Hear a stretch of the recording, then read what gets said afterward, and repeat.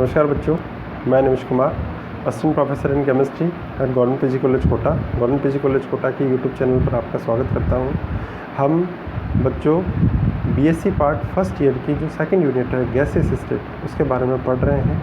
Already हमने पिछली कक्षाओं में आदर्श गैस इक्वेशन के बारे में पढ़ा है, जो कि पीवी बराबर एनआरटी होती है। आदर्श गैस इक्वेशन कौन सी होती है? जो पीवी बराबर एनआरटी को फॉलो करती है तथा विभिन्न गैसियस नियमों, चाहे वो बॉयल्स लॉ, चार्ल्स लॉ हो या अवगाद्रो लॉ हो, उनको वो फॉलो करती है। ठीक है बच्चों। फिर हमने जो रियल गैसेस होती हैं उनके बारे में पढ़ा था। वो आदर्श जो पीवी बराबर एनआरटी है उस रूल को फॉलो नहीं करती हैं, तथा जो गैसेस लॉ हैं डिफरेंट, चाहे वो बॉयल्स लॉ हो, चार्ल्स लॉ हो, अवगाद्रो लॉ हो, उनको भी वो फॉलो नहीं करती है। प्रकृति में प्राकृतिक रूप से बच्चों कोई भी गैस आदर्श गैस इक्वेशन आदर्श गैस नहीं होती है। ठीक है बच्चों। पर हमने C2H4 एथीन के लिए एक अमेगेट कर्व खींचा था बच्चों, जिसमें हमने पढ़ा था कि 624 केल्विन पर वो जो एथीन गैस है वो आदर्श गैस इक्वेशन की तरह बिहेव करती है। अब आज की क्लास में हम वैन डर वाल इक्वेशन पढ़ने जा रहे हैं बच्चों।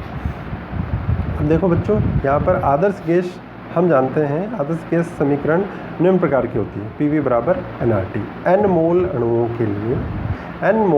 के लिए आदर्श गैस क्या होगी? बराबर पीवी बराबर एनआरटी। किंतु यदि गैस वास्तविक व्यवहार दर्शाती है तो बच्चों क्या होगा? किंतु यदि गैस वास्तविक व्यवहार दर्शाती है तथा प्रेषित दाब व आयतन क्रमशः उसके P व V हो, तो PI तथा VI को प्रेशर तथा वॉल्यूम के पदों में व्यक्त करने के लिए वैन डर वाल ने निम्न संशोधन किए। ठीक है बच्चों। क्या संशोधन किए वैन डर वाल ने? निम्न संशोधन किए। देखो बच्चों कौन कौन से हैं, मैं आपको बताता हूँ कि सबसे पहले उन्होंने आयतन में संशोधन किया। देखो बच्चों यहाँ पर देखो, ये आयतन में संशोधन किया। किसी वास्तविक गैस की कुल आयतन V में से आयतन का अल्प भाग घटाने पर आदर्श स्थिति का मुक्त आयतन VI क्या होगा बच्चों? यानी कि आदर्श किसी वास्तविक गैस के कुल आयतन, यानी कि वो V मान लिया हमने, और उसमें से कुछ आयतन अल्प भाग घटाने पर आदर्श स्थिति का मुक्त आयतन VI होगा, जो कि किस प्रकार होगा बच्चों? VI बराबर V माइनस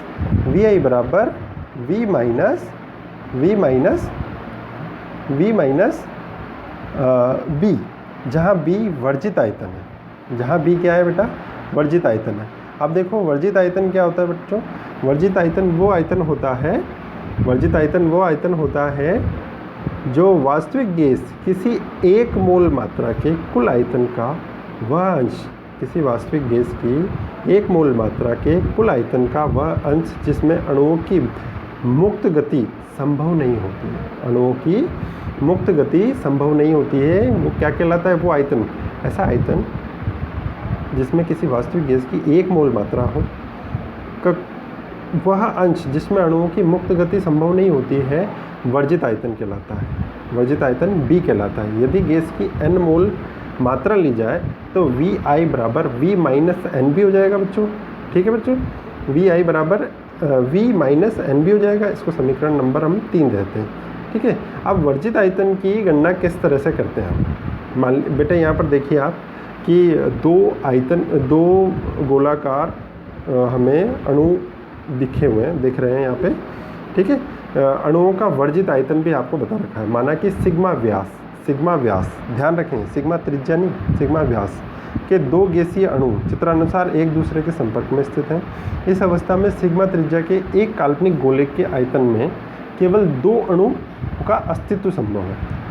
देखिए बेटा, ये मैंने बना भी रखा है आपको, 2 अणुओं का अस्तित्व इसमें संभव है। ठीक है। इस तरीके से अतः इस काल्पनिक गोले के आयतन को 2 अणुओं का वर्जित आयतन माना जा सकता है। इस काल्पनिक गोले के आयतन को 2 अणुओं का वर्जित आयतन माना जा सकता है। 2 अणुओं का वर्जित आयतन कैसे निकालेंगे बच्चों? तो गोले का आयतन क्या होता है? गोले का आयतन का सूत्र होता है 4/3 पाई आर क्यूब। अब पाई आर क्यूब का बेटा यहाँ पर सिग्मा ले रखा है हमने, ठीक है। क्या ले रखा है बेटा हमने क्योंकि सिग्मा त्रिज्या का हमने गोला खींचा है, ठीक है ना। वो दो गोले तो सिग्मा व्यास के हैं, पर वो जो व्यास को त्रिज्या मानकर हम ना काल्पनिक गोला बना रहे हैं और उसका आयतन हम यहाँ पर याद कर रहे हैं। तो 4/3 सिग्मा क्यूब हो गया। इसलिए एक अणु का वर्जित आयतन, ये तो दो अणुओं का वर्जित आयतन था, एक अणु का बेटा 1/2 कर देंगे इसको, 4/6, तो पाई सिग्मा क्यूब। इसको इक्वेशन नंबर हम 4 दे देंगे। देखो बच्चों यहाँ पर इक्वेशन नंबर इसको हम 4 दे देते हैं, ये वाली इक्वेशन है यहाँ पे, इसको अच्छे से देखें बच्चों, 4/6 पाई क्यूब। अब परंतु किसी अणु की वास्तविक त्रिज्या, अब देखो ये सही लाइन पे आ रहा है कि अब देखो किसी अणु की वास्तविक त्रिज्या क्या है, सिग्मा/2, क्योंकि हमने सिग्मा क्या लिया था, सिग्मा हमने लिया था उसका व्यास, डायमीटर। अब उसकी रेडियस क्या होगी, सिग्मा/2। अतः एक अणु का वास्तविक आयतन, वो तो काल्पनिक आयतन है बेटा, अब वास्तविक आयतन निकाल रहे हैं। वास्तविक आयतन वही 4/3 पाई आर क्यूब, आर की जगह सिग्मा/2 को लिख सकते हैं आप यहाँ पे अच्छे से। तो 1/6 बेटा ये देखो 1/6 पाई सिग्मा का स्क्वायर, इस तरीके से आ जाएगा ये पाई सिग्मा का, जो कि यहाँ पर ये देखें यहाँ पे, ये देखें यहाँ पे बच्चों कि पाई सिग्मा का स्क्वायर आ जाएगा और ये यहाँ पर ये। अब देखो बच्चों समीकरण 4 और 5 को हम कंपेयर करें, समीकरण 4 और 5 को हम कंपेयर करेंगे कि गोले का जो काल्पनिक गोले का आयतन और वास्तविक गोले का आयतन किस प्रकार से संबंधित है, ठीक है। काल्पनिक गोले का आयतन और वास्तविक गोले का आयतन किस प्रकार संबंधित है, तो देखो एक अणु का वर्जित आयतन 4 इंटू अणु का वास्तविक आयतन। अब वो कैसे आएगा वास्तविक आयतन, देखो बेटा यहाँ पर जो समीकरण 4 है 4/6 पाई सिग्मा क्यूब और यहाँ पर है 1/6 पाई सिग्मा क्यूब, तो 4/6 और 1/6, तो 4/6 क्या हो गया, 1/6 का बेटा 4 गुना हो गया, तो 4 इंटू अणु का वास्तविक आयतन ये आ गया। अतः स्पष्ट है, अतः इससे समीकरण 4 और 5 से हम क्या सीख रहे हैं बेटा, अतः स्पष्ट है कि एक अणु का वर्जित आयतन उसके वास्तविक आयतन का 4 गुना होता है। एक अणु का वर्जित आयतन जो है वो उसके वास्तविक आयतन का 4 गुना होता है। इसलिए 1 मोल गैस का वर्जित आयतन B = 4n, 1 मोल लिया है बेटा, तो 4n इंटू 4/3 पाई सिग्मा/2 का होल क्यूब, जहाँ n क्या है, अवगाद्रो संख्या है, जहाँ n क्या है बच्चों, अवगाद्रो संख्या है। अब हम दाब में संशोधन करेंगे, ठीक है। वो तो आयतन वाला पढ़ लिया हमने, जो कि काल्पनिक आयतन या वर्जित आयतन किसके बराबर होगा, 4 वास्तविक आयतन, यानी कि 4 गुना होगा वो वास्तविक किसी गोले के वास्तविक, किसी अणु के वास्तविक आयतन का 4 गुना। अब दाब में संशोधन पढ़ेंगे। देखो बच्चों, किसी बंद पात्र के मध्य भाग में स्थित गैसीय अणु का पर सभी दिशाओं से समान आकर्षण बल लगते हैं, ठीक है बेटा, वो किसी भी डायरेक्शन में जा सकता है। देखो यहाँ पर देखो, ये 6 दिशाएं मैंने बता रखी हैं आपको, 6 दिशाओं में जाता है, जिनका परिणामी 0 होता है, किंतु पात्र की दीवार से टकराने वाले अणु पर गति की विपरीत दिशा में परिणामी आकर्षण बल लगता है, ठीक है, जिसके कारण अणु की गति या दाब में कमी आती है। जिसके कारण क्या होता है बच्चों, उस अणु की गति, देखो बच्चों यहाँ से वो किसी भी दिशा में चल जाएगा, पर पात्र की दीवार से टकराने से अणु की गति की विपरीत दिशा में परिणामी आकर्षण बल लगेगा, वो दूसरी तरफ भागेगा, ठीक है, जिसके कारण अणु की गति, दाब में कमी, या तो अणु की गति में भी परिवर्तन आ जाएगा और दाब में भी उसकी कमी हो जाएगी, ठीक है बच्चों। अब दाब में ये कमी ही दाब संशोधन PI या P डैश कहलाती है। दाब में ये कमी जो होती है वो क्या कहलाती है बेटा, PI या P डैश कहलाती है, जिसे प्रेषित दाब P में जोड़ने पर आदर्श स्थिति का अधिकतम PI प्राप्त, आदर्श स्थिति का अधिकतम दाब PI प्राप्त किया जा सकता है। PI बराबर P प्लस P डैश, 7 हो गया, इसको इक्वेशन नंबर 7 कहते हैं। दाब संशोधन जो दे रखा है बेटा, दाब संशोधन P डैश का मान निम्न 2 कारकों पर निर्भर करेगा। दाब संशोधन P डैश का मान निम्न 2 कारकों पर निर्भर करेगा। देखिए किन किन कारकों पर निर्भर करेगा बच्चों, एकांक पृष्ठ पर एकांक समय में टकराने वाले अणुओं की संख्या। भाई उस पृष्ठ पर किसी निश्चित टाइम पर कितने अणु टकरा रहे हैं, उस पर दीवार पर टकराने वाले अणुओं को पीछे की ओर आकर्षित करने वाले अणुओं की संख्या।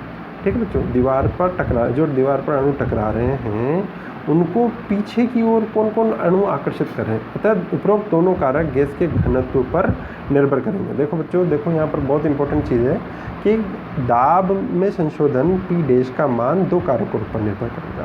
एक तो एकांक आयतन पर, एकांक पृष्ठ पर, एकांक समय में, उस यूनिट टाइम में टकराने वाले अणुओं की संख्या पर डिपेंड करेगा, और दीवार पर टकराने वाले अणुओं को पीछे की ओर जो आकर्षित कर रहे हैं उन पर भी ये निर्भर करेगा।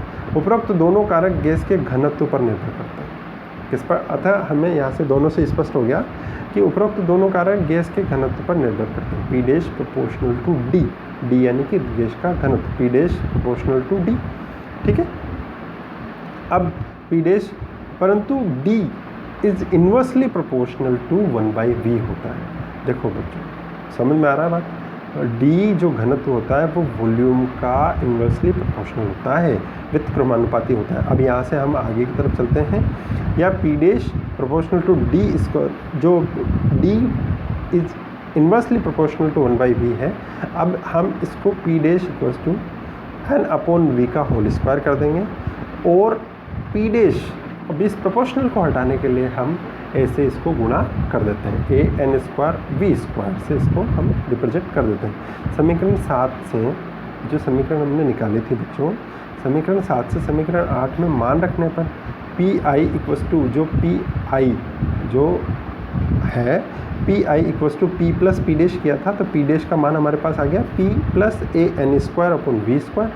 समीकरण 3 व 9 से Vi और Pi के मान हमें ज्ञात हो गए। ठीक है बेटा, हमें Vi और Pi के मान हमें ज्ञात हो गए। अब देखो, दाब तो बढ़ रहा है पर आयतन कम हो रहा है, तो देखो उसको किस तरह से रिप्रेजेंट करेंगे।